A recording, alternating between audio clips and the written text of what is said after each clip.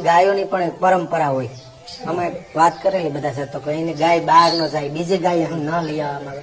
આ ગૌશાળાની વિશેષ પરંપરાની વાત કરતા. વિશેષ પરંપરામાં તો જેથી અહીંયા એક ગાય બચી એનો વસેલો ચાલુ છે ત્યારે દેવલબાની ગાયને દૂધે દીવા બળતા આવું વર્ણન કરેલું હતું. એટલે એ દૂધ વેચાતું નથી. એ પરંપરા અમે હજી જાળવી રાખી છે. દૂધ નથી વેચાતું. બીજું આનું ઘી પણ નથી બનાવતું. દહીં ભાંગીને સીધી સાસ ઘોરું કરીને અમે જાત્રાળુને આપી છે અને દૂધનો ઉપયોગ ચામાં જમવામાં એ રીતે કરી છે. હજી આજની તારીખમાં એ નથી વપરાતું. બીજું કે આઈની ગાય વેગડ ગાયનો વંશવેલો છે.